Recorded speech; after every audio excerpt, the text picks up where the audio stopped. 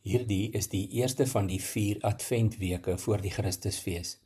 In die Duitse tradisie word die eerste van 4 rooi kerse, soms die lig van verwagting genoem, op hierdie dag aangesteek. Die gemeente word opgeroep om nie passief te wag nie, maar met verwagting vorentoe te kyk, om in hoop die volgende tree te gee. Die eerste groot waarheid is dat God se beloftes helderder brand as ons omstandighede. Daar is 'n profesie in Jesaja 9 vers 1. Die volk wat in donkerte geleef het, het 'n groot lig gesien, en oor die wat in die donker land was, het 'n lig geskyn. In Johannes 1 vers 1 tot 5 lees ons dat die woord Jesus in die begin daar was, by God was en self God was. Alles het deur hom tot stand gekom, skryf Johannes. Nie 'n enkele ding wat bestaan het sonder hom tot stand gekom nie. In hom was daar lewe, en die lewe was die lig vir die mense. Die lig skyn in die duisternis, en die duisternis kon dit nie uitdoof nie. Ons begin hierdie advent by die versekering dat God lig is, en niks is vir hom onmoontlik nie. Die vraag is wat jy graag wil hê God vir jou moet doen, iets wat menslik onmoontlik lyk. Die goeie nuus is dat God graag die onmoontlike vir sy kinders wil doen. Mense in die wêreld wat nie God of sy krag het nie, doen elke dag groot dinge. Maar God roep jou nie om groot dinge te doen nie. Hy roep jou om onmoontlike dinge te doen. George Miller het gesê dat geloof nie in die sfeer van die moontlike funksioneer nie, want daar is geen eer vir God in dit wat menslik moontlik is nie, sê hy. Geloof begin waar die mens se krag eindig.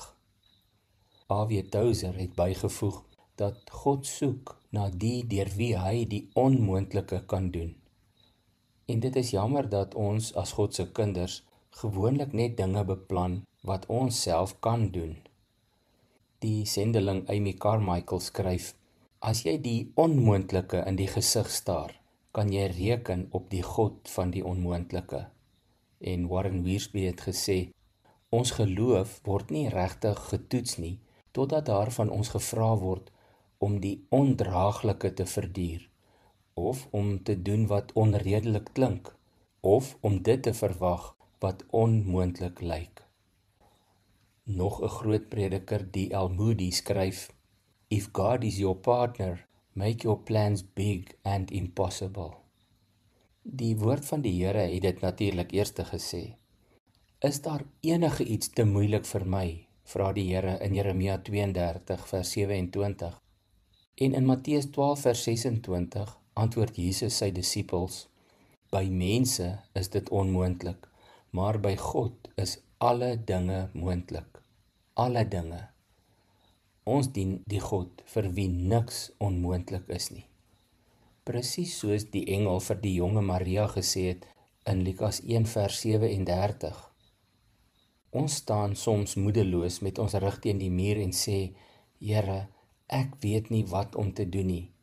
Die situasie lyk menslik gesproke onmoontlik. Maar die bevrydende waarheid is, Jesus is bewus van elke detail van jou omstandighede. En dit wat vir jou na 'n totaal onmoontlike situasie lyk, hy vra jou om hom te vertrou.